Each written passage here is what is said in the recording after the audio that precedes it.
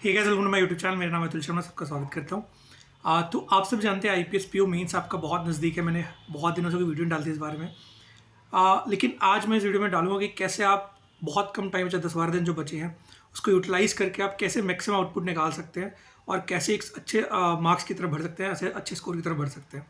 ठीक है। तो वीडियो स्टार्ट करने से पहले सबसे पहले मुबारकबाद देना चाहूँगा जिनका आईपीएस पीओ प्री हुआ है। मैंने ये भी नहीं बताया कि जिनका हुआ है उनको मैं कॉन्ग्रेचुलेट करना चाहता हूँ सबसे पहले, क्योंकि आपने एक एफर्ट किया और आपका एक अच्छा आउटपुट आया है। और ऑल द बेस्ट आगे बढ़ने के लिए। ठीक है, आगे बढ़िए और तैयारी करिए अच्छे से और अच्छे से पेपर देखिए। ये उसके लिए बात करते हैं क्या करें क्या ना करें जो अगले 10-12 दिन में, जिससे आपको ये हेल्प कर सकती है वीडियो।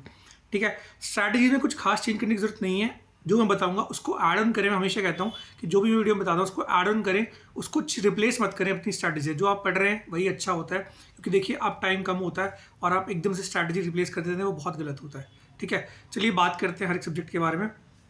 सबसे पहले बात करते हैं कि इंग्लिश, क्वांट, रीजनिंग, जीए और डिस्क्रिप्टिव।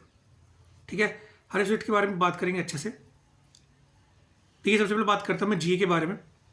जी में क्या करना, आपने ऑलमोस्ट मेरे ख्याल से अब तक सब कुछ पढ़ ही लिया होगा। कहाँ तक पढ़नी है, सपोज करें आपका पेपर है नवंबर में। ठीक है, तो आपने अक्टूबर, सितंबर, जून, जुलाई, अगस्त, जून, जुलाई, अगस्त, सितंबर, अक्टूबर पढ़ना है। अगर आप स्किप करना चाहते हैं आप जून स्किप कर सकते हो। जुलाई, सितंबर, अक्टूबर, जुलाई, सितंबर, अगस्त, जुलाई, अगस्त, सितंबर, अक्टूबर पढ़ना ही पढ़ना है। मतलब 4 महीने, या बेटर होगा तो 5 महीने। ठीक है, 5 महीने पढ़ लोगे तो बहुत बढ़िया हो जाएगा, और अगर 4 महीने पढ़ सकते हो तो वो भी अच्छा है। लेकिन ये नहीं करना कि मतलब आप 5 महीने पढ़े और उसके चक्कर में 4 महीने में ढंग से ना पढ़ पाए। 4 महीने पढ़ो बेशक, लास्ट वाले जैसे कौन से हो गए, जुलाई, अगस्त, सितंबर, अक्टूबर पढ़ लो बेशक से, बट ये बहुत अच्छे से पढ़ो, इनकी बहुत अच्छे से रिवीजन करो।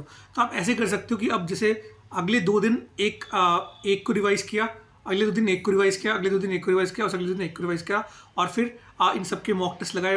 इनकी ज़्यादा क्विजेस लगाओ, है ना, ज़्यादा से ज़्यादा क्विजेस लगाओ। क्विजेस कहाँ मिलेंगी, प्रैक्टिस मॉक के ऐप पे जाओगे आप, वहाँ पे आपको बहुत सारी क्विजेस मिलती हैं। मतलब एक वीक की 2-2 क्विजेस मिलती हैं, वो लगाओ। ठीक है, वो बहुत आपके लिए हेल्पफुल रहेंगे। ठीक है, ये चीज़ हो गई जीए के लिए। जीए के लिए और कुछ नहीं करना, जहाँ से पढ़ रहे हो आप बेस्ट है, कोई टेंशन लेनी। हाँ, एक और चीज़ अगर आप कर सकते हो तो गौरव गर्ग सर की बेस्ट 300 की वीडियोस बार बार रिपीट पे देखो, वो आपकी डेफिनेटली हेल्प करती है और आपको एक पुश देगी। ठीक है, वो काफ़ी सारी चीज़ें आपके दिमाग में ऑलरेडी फीड कर देती है। ठीक है, ये बात होगी जीए की। उल्टा पढ़ेंगे जो, मतलब अब बढ़ते हैं डिस्क्रिप्टिव की ओर। डिस्क्रिप्टिव में बहुत से लोगों को डाउट होगा, मैं एक अलग वीडियो बना दूंगा इसके बारे में। लेकिन अभी मेनली क्या करना है आपने, मेरे ख्याल से अभी आप क्या कर सकते हो, इसके फॉर्मेट दोनों देख लो, इसके दोनों फॉर्मेट देख लो और कहीं से बहुत सारे मतलब वो निकालो, लेटर आर्टिकल निकाल लो और डेली एक एक लिख के देखो, कि आप अपने लिख के देखो और उसको खुद पढ़ो, है ना, एनालाइज करो कि आप कहाँ पर हो, और फिर अगले दिन लिखो। ये इंपॉर्टेंट नहीं करता कि आपने उस दिन कितना अच्छा लिखा है, एटलीस्ट अभी ये इंपॉर्टेंट है कि आपने वो सही लिखा है और आप उतने टाइम में लिख पा रहे हैं कि नहीं लिख पा रहे हैं। ठीक है, पहले अपने आपको इस तरीके से तैयार कर लो कि आप उतने टाइम में लिख पा रहे हो, और कोशिश ये करो कि मतलब आप कम से कम गलती फ्री लिखो। जैसे मैं कहता हूँ ना हमेशा कि आप ये मत सोचो कि आपने एमए इंग्लिश की हुई, आपको बहुत हाई इंग्लिश लिखनी है। आप 7th-8th क्लास के बच्चे हो, 9th-10th क्लास के बच्चे हो, आपने उस हिसाब से इंग्लिश लिखनी है। बहुत ईजी, बहुत मुश्किल इंग्लिश नहीं लिखनी है, ताकि उसमें वो सेट हो जाए पूरा। अभी आप यही कोशिश करो कि आप फॉर्मेट के अकॉर्डिंग लिखो और साथ साथ आप वर्ड लिमिट्स पूरी करो। ठीक है, इसके लिए भी आप देखोगे गाइडली पे टेस्ट आते हैं, मेरे ख्याल से गाइडली वाले टेस्ट बनाए हुए हैं। हालांकि उसका स्कोरिंग पैटर्न बहुत अजीब सा है, स्कोर उसमें मैटर नहीं करते, बट हाँ आप वहाँ जाकर एक्सपीरियंस ले सकते हो कि मैंने एक डिस्क्रिप्टिव टेस्ट प्रैक्टिस कर लिया। अब बात करते हैं जी 3 मेजर इंपॉर्टेंट पार्ट्स पे, जो कि आपका इंग्लिश, क्वांट और रीजनिंग। देखिए, सबसे आसान इसमें से रहेगा आपका इंग्लिश, ये पक्की पकाई बात है। हमेशा हर एक पेपर में क्या हो रहा है, इंग्लिश बहुत ईजी रह रहा है। तो आप इंग्लिश के लिए क्या कर सकते हैं, देखिए इंग्लिश के लिए कुछ अलग नहीं करना है, कुछ अलग नहीं करना है। 3-4 दिन में एक बार तो रूल्स रिवाइज करने हैं। ठीक है, और डेली एक सेक्शनल लगाना है, डेली एक सेक्शनल लगाना है, पक्की पक्की बात है। ठीक है, और इस सेक्शनल को इतने अच्छे से एनालाइज करना है, इसके हर एक क्वेश्चन में हर एक लिखा हुआ वर्ड, ठीक है, हर एक क्वेश्चन में हर एक वर्ड जो लिखा हुआ है वो आपको पता होना चाहिए क्या मतलब है उसका। उसमें जितनी भी ग्रामेटिकल चीज़ें हैं, हर एक क्वेश्चन में वो आपको पता होनी चाहिए कि क्या है वो क्या नहीं है, हर एक चीज़ आपको पता होनी चाहिए डेफिनेटली उसमें। ठीक है, ये चीज़ हो गई इंग्लिश सेक्शन की। अब बात करते हैं, इंग्लिश में सिर्फ इतना ही काफ़ी है। ठीक है, अब बात करते हैं क्वांट और रीजनिंग की। देखिए, क्वांट में भी मैं आपको ये चीज़ें कहूँगा कि आप क्वांट में आप सेक्शनल मार्क्स ना दें। ठीक है, और रीजनिंग में आप सेक्शनल मार्क्स ना दें। आप करें क्या, बेसिकली आपने प्रैक्टिस पे ध्यान दें। क्या करें, आप क्वांट रीजनिंग दोनों के लिए कोई भी एक मॉक ले लें, चाहे पिछले साल वाले चाहे इस साल वाले जो आपके कंप्लीट नहीं हुए हैं, जो मॉक आप अटेम्प्ट नहीं कर पाए अब तक, और उनको सबमिट करके फिर उनकी प्रैक्टिस करें। ठीक है, उनको सबमिट करने की प्रैक्टिस करें, ज़्यादा से ज़्यादा क्वेश्चन देखने की कोशिश करें। ठीक है, क्योंकि क्या होता है ना कि जब आप सिंपल सॉल्व करते हो आपका दिमाग ज़्यादा चलता है एज़ कम्पेयर टू मॉक में।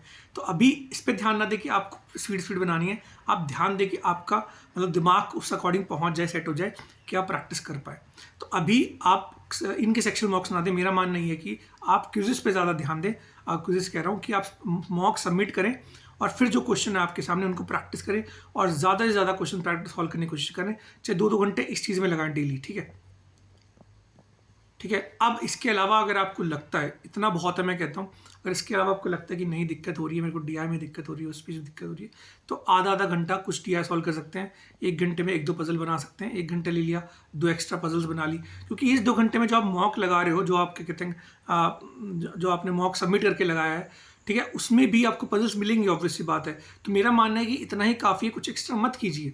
2-2 घंटे लगाइए दोनों में और मॉक को सबमिट कीजिए, और टाइम के साथ मत दीजिए, बिना टाइम के आराम से बैठ के चिल करके दीजिए, और इससे आपकी देखना बहुत ज़्यादा आपकी नॉलेज बढ़ेगी और आपकी प्रैक्टिस के तरीके बढ़ेगी। इस सब के अलावा आपने डेली एक मॉक करना ही करना है। ठीक है, वो एक मॉक छोड़ना ही नहीं है आपने। ठीक है, उससे वो, क्योंकि वही आपका डिसाइड करेगा, और वो सुबह के टाइम पे करना जब पेपर होता है।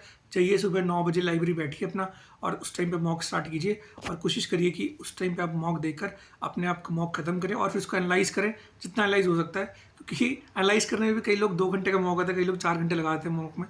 ठीक है, तो एनालाइज करें लेकिन जल्दी करें। ठीक है, क्वेश्चंस को पढ़ें, समझें कि हाँ ऐसे हो रहा है, ठीक है, मूव ऑन कर जाइए आगे। ठीक है, तो ये थी वीडियो। आई होप आपको कुछ ना कुछ सीखने को मिला उससे। ठीक है, लास्ट ईयर मैंने IPS PO के लास्ट में बिल्कुल ऐसे ही कुछ किया था। मैंने मॉक्स कम से कम लगाए थे, लेकिन मैं ज़्यादा प्रैक्टिस पे ध्यान रखा था। तो आई होप आपको इससे बहुत कुछ सीखने को मिला उस वीडियो से, और आप कुछ ना कुछ इससे इंप्लीमेंट करेंगे अपनी स्ट्रैटेजी में। थैंक यू सो मच, फिर मिलेंगे जल्दी। तब तक ऑल द बेस्ट। बाय, तैयारी करते रहिए। बाय।